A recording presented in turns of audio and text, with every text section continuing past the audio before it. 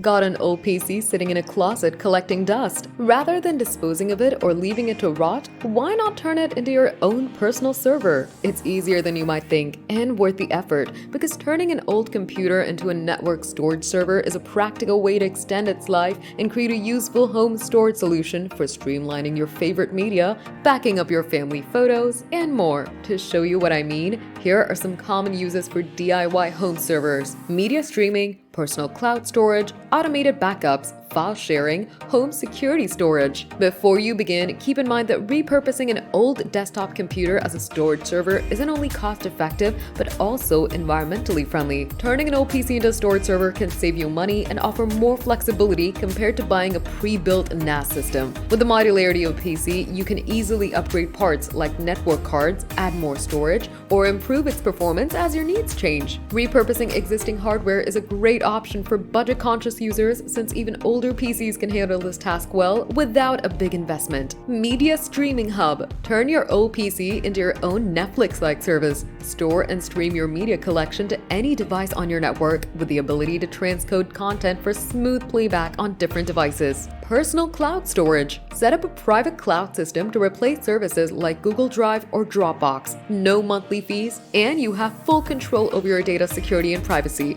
Automated backup. Use the server to automatically backup files from all your devices. This ensures your important data is always safe and easy to access. Remote access. Access your files from anywhere with secure remote configuration. Whether you're at home or traveling, your content is always within reach. Home security storage. Use the server to store footage from security cameras. With plenty of storage and network capabilities, it's ideal for building a home security system with extended recording options. Turning your old PC into a storage server takes some planning to make sure it's reliable and secure. You'll need to consider both the hardware and software, but even older desktops can work well as a home storage solution. Step 1. Choosing a NAS operating system. NAS operating systems are specialized software platforms that help you manage network-attached storage devices. They handle file sharing, data management, and network connectivity, allowing multiple users and devices to access data over a network. Here are 5 examples of NAS operating systems to consider. TrueNAS, a ZFS-based system offering strong data protection and scalability. Open Media Vault,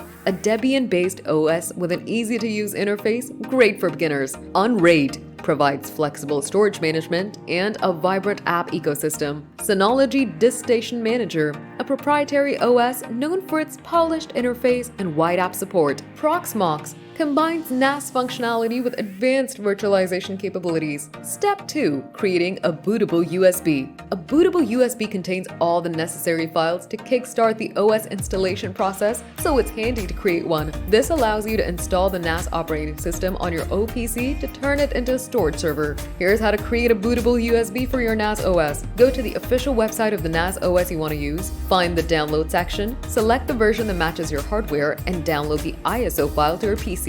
Plug in a USB drive with at least 8 GB of space. Make sure to back up any important data on it, as this process will erase everything on the drive. Download a reliable tool for flashing the USB. Rufus is a good choice for Windows users, while Mac OS and Linux users can use Balena Etcher. Open the flashing tool, select your USB device from the list of devices, choose the downloaded NAS OS ISO file by clicking Select, set the partition scheme to GPT and the target system to UEFI, then click Start to begin the process. The tool will format the USB and write the NAS OS image to it. This may take a few minutes, depending on the file size and the USB's drive speed. Once done, safely eject the USB to make sure it works. Restart your computer and boot from the USB drive. Step 3. Installing the server OS. To start the installation, connect a monitor, keyboard, and mouse to your old PC. This setup will let you interact with the system during the process. Next, set your PC to boot from the USB drive you created earlier. In the boot menu, select the USB drive as the primary boot device. Save the changes, restart your PC, and it should now boot from the USB drive containing your chosen NAS operating system. Step 4. Setting up storage pools. A storage pool is a logical grouping of one or more physical drives that creates a unified storage space. It's the foundation for creating volumes and storing data on your NAS system. Here's how to set up storage pools on your NAS. Open the NAS management interface by booting it into the OS. Log in using the admin credentials you created during the OS setup. Go to the storage management management section, often called Storage Manager or something similar. Select the option to create a new storage pool. Choose the drives you want to include in the pool. Pick the type of storage pool you want to set up: single disk, JBOD,